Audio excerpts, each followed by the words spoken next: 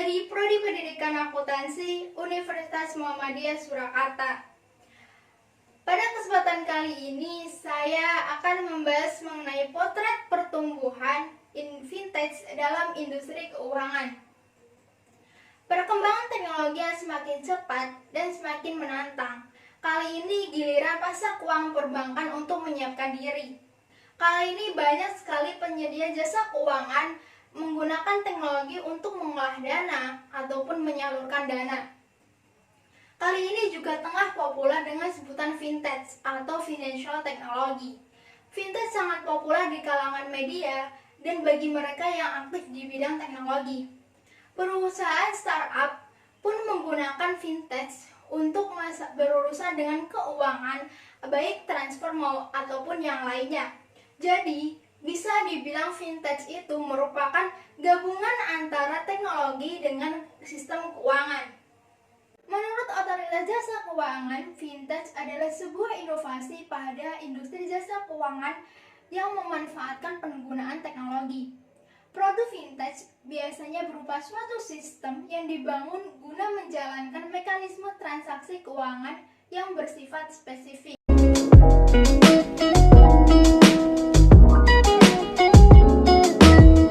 Penjelasan saya dimulai dari perkembangan vintage di Indonesia. Perkembangan vintage di Indonesia terjadi sejak tahun 2006. Namun, perusahaan vintage di Indonesia baru memperoleh kepercayaan dari masyarakat sejak berdirinya Asosiasi Vintage Indonesia atau AVI pada 2015. Munculnya Asosiasi Vintage Indonesia atau AVI pada 2015 membuat perkembangan vintage di Indonesia mulai tumbuh hingga kurang lebih 80%. Dan pada 2021 ini tercatat 150 perusahaan vintage yang terdaftar di Otoritas Jasa Keuangan. 5 jenis vintage yang berkembang di Indonesia. Untuk yang pertama, crowdfunding, microfinancing, digital payment system, e-aggregator, dan kelima peer-to-peer lending. Untuk yang pertama, crowdfunding. Crowdfunding atau penggalangan dana merupakan salah satu jenis fintech yang sangat terkenal di dunia, termasuk di Indonesia. Melalui jenis vintage ini, masyarakat dapat menggalangkan dana atau donasi. Jadi, banyak sekali investor-investor di Indonesia yang menggunakan crowdfunding ini untuk menggalangkan dana atau mengalokasikan dana untuk membangun hal-hal yang bermanfaat seperti transportasi, kesehatan, dan lain sebagainya. Untuk yang kedua, microfinancing. Microfinancing adalah salah satu layanan vintage yang menyediakan layanan keuangan bagi masyarakat kelas menengah ke bawah untuk membantu kehidupan dan keuangan sehari-hari. Jadi, masyarakat kelas menengah ke bawah yang kesulitan dalam meminjam uang ke bank, sehingga vintage ini hadir untuk membantu masyarakat dalam melakukan pinjaman untuk baik itu untuk membangun usaha ataupun yang lainnya. Microfinancing ini sama saja halnya seperti pinjaman online atau pinjol. Tetapi di vintage ini, pinjaman online itu sudah mendapatkan izin dan terdaftar di Otoritas Jasa Keuangan. Selanjutnya yang ketiga, digital payment system. Digital payment system ini menyediakan layanan pembayaran digital tanpa melalui bank, seperti hanya membayar pulsa dan pasca bayar, kartu kredit, dan tagihan token atau listrik PLN. Jenis yang satu ini semakin berkembang setelah e-commerce itu digandrungi oleh banyak masyarakat. E-commerce banyak sekali yang bekerja sama dengan perusahaan vintage atau membentuk digital payment sendiri. Seperti halnya di Indonesia, e-commerce ini seperti Shopify, Dana, OVO, dan lain sebagainya. Banyak sekali masyarakat di Indonesia yang menggunakan layanan jasa keuangan aplikasi tersebut. Kemudian untuk yang keempat, e-aggregator. E-aggregator sendiri adalah sebuah platform yang biasa digunakan masyarakat untuk mencari informasi maupun mengambil keputusan mengenai produk finansial yang dipilih. Jadi, e-aggregator ini berisi koleksi data dan informasi finansial yang bisa digunakan atau dimanfaatkan pengguna sebagai bahan perbandingan produk keuangan, misal dari kartu kredit sampai dengan asuransi, sehingga masyarakat di Indonesia dapat mengetahui secara luas mengenai fintech ini. Kemudian untuk yang kelima, peer-to-peer lending. Peer-to-peer lending ini sebuah metode pinjaman dana yang menghubungkan langsung individu yang membutuhkan dana pinjaman dengan orang yang menyediakan pinjaman.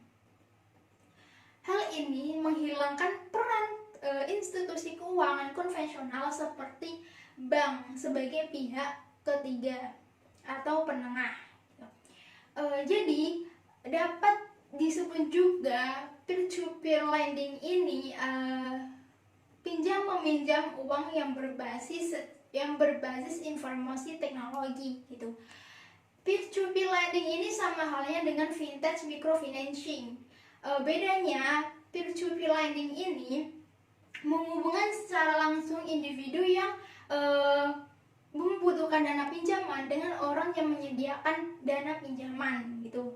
Vintage peer-to-peer lending membuat platform online yang menyediakan fasilitas bagi pemilik dana untuk memberi pinjaman secara langsung kepada debitur dengan retur yang lebih tinggi. Sedangkan peminjam dana bisa mengajukan kredit secara langsung kepada pemilik dana dengan syarat yang lebih mudah dan proses yang lebih cepat dibandingkan lembaga keuangan konvensional. Selanjutnya, dalam fintech atau financial technology pasti ada plus dan minus atau kelebihan dan kekurangannya. Untuk kelebihannya, yang pertama itu mudah dalam melayani, yang kedua proses pelayanan cepat, untuk yang ketiga menjamin keamanan data pengguna, dan yang terakhir pelayanan efisien. Untuk minus atau kekurangannya, yang pertama rawan penipuan, biaya tinggi. Kemudian untuk yang ketiga itu kejahatan cyber. Untuk kelebihan yang pertama yaitu mudah dalam melayani. Bagi konsumen dengan adanya fintech ini akan memperoleh kemudahan dalam memperoleh layanan keuangan seperti konsumen dapat mengakses dan melakukan transaksi sendiri lewat smartphone dan tablet yang dimilikinya. Pada zaman sekarang sangat mudah bukan dalam melakukan transaksi. Dengan memanfaatkan fintech atau financial technology, masyarakat dapat melakukan transaksi dan pembelian barang secara online dengan sangat mudah tanpa harus kita keluar dengan rumah. Untuk yang kedua, proses pelayanan yang cepat gitu. Kelebihan fintech lainnya yang dapat Anda rasakan dan kita semua rasakan adalah proses pelayanan keuangan yang begitu cepat. Misalnya dalam pinjaman dana, transfer dana, hingga validitas kredit score. Sebelumnya dengan adanya fintech ini, semua proses tersebut itu memerlukan waktu cukup lama sehingga tidak efisiensi begitu. Kemudian untuk yang ketiga, menjamin keamanan data pengguna. Fintech memiliki metode keamanan terbaru sehingga sangat menjamin data pelanggan tetap aman. Fintech juga memiliki keamanan yang digunakan begitu, yaitu seperti data biometrik, tokenization, dan enkripsi.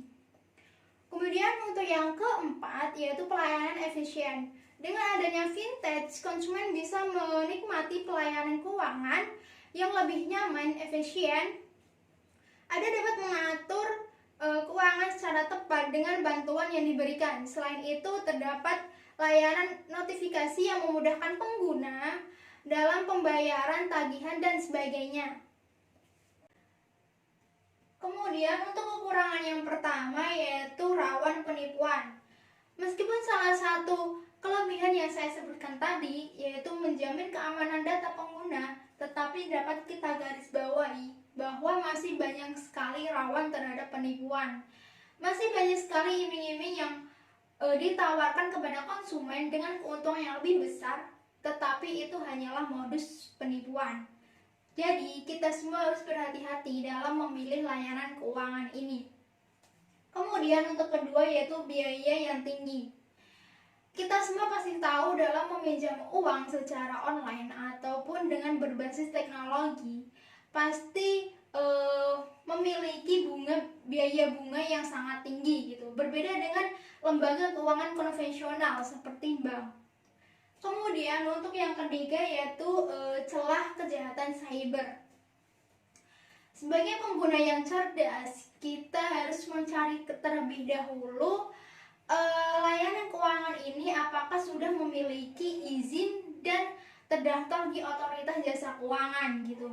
Jangan sekali-kali kita semua itu terlena dengan omong kosong, iming-iming, dan modus penipuan gitu. Jadi kita semua tuh harus berhati-hati dalam memanfaatkan layanan vintage atau financial teknologi ini.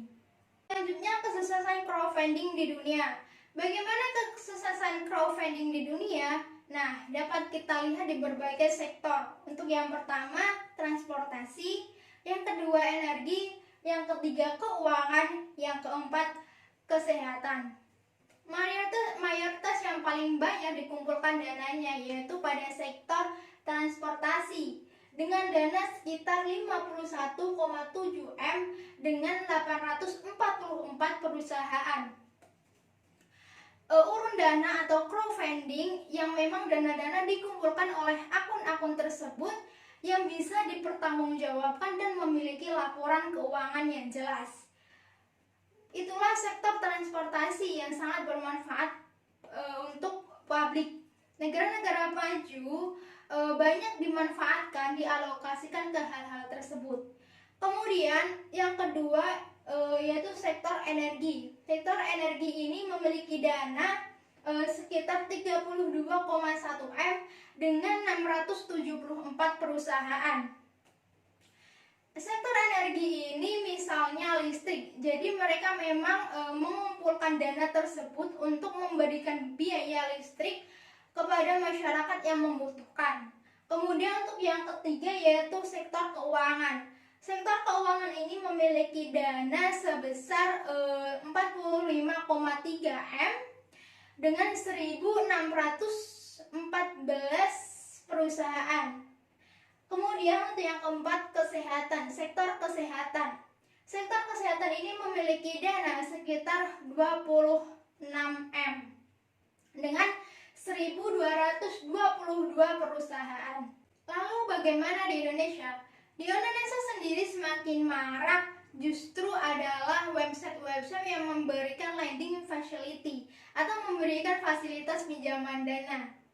Adapun di sini yaitu seperti uangteman.com, kemudian Amarbank, dan kemudian Taralet.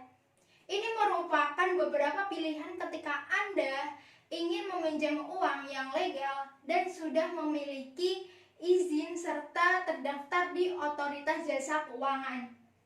Serta lebih sederhana dan lebih efisien dibandingkan bank dan bisa dalam waktu dekat. Meskipun varian jumlah pinjamannya berbeda-beda serta biaya bunganya pun berbeda-beda. Tetapi dapat kita pahami dan cermati di sini untuk uang.com jumlah pinjamannya 1,5 juta sampai 2 juta. Untuk bunganya 1% per hari. Ini menurut saya sangat banyak banget sih untuk biaya bunganya. Kemudian untuk biaya lain-lainnya itu jika kita ingin perpanjang dikenakan biaya 180.000. Kemudian untuk biaya debit kolektor 10%. Menurut saya biaya debit kolektor ini sangat lucu sih karena kita membayar orang untuk menagih uang kita sendiri gitu. Kemudian untuk Amar Bank itu jumlah pinjamannya sekitar 2 juta sampai 10 juta. Untuk biaya bunganya itu 3% per bulan. Kemudian untuk biaya lain-lainnya, biaya administrasinya itu dikenakan 540.000. Itu menurut saya sangat besar juga sih. Kemudian untuk Taralet ini jumlah pinjamannya hingga 300 juta. Kemudian untuk bunganya itu 1% per bulan. Tapi jangan salah dulu, bunga 1% per bulan itu harus menyerahkan jaminan kepemilikan mobil dan rumah. Jika Anda hanya menyerahkan jaminan kepemilikan mobil saja, sama saja bunganya akan naik menjadi 3% per bulan gitu. Kemudian untuk biaya lain-lainnya itu jika ingin percepatan pelunasan dikenakan biaya 5%. Kemudian untuk yang terakhir, tantangan vintage menurut OJK atau Otoritas Jasa Keuangan. Untuk yang pertama yaitu bagi vintage lending adalah menciptakan keseimbangan antara meningkatkan inklusi keuangan dan manajemen risiko. Untuk yang kedua yaitu meningkatkan pemahaman masyarakat mengenai layanan vintage. Untuk yang ketiga yaitu infrastruktur.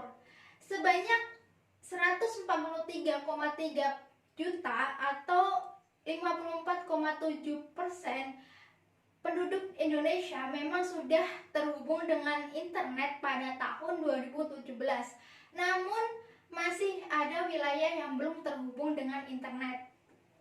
Kemudian untuk yang keempat yaitu vintage harus mengumpulkan lebih banyak data konsumen sehingga proses meminjam menjadi lebih efisien dan efektif.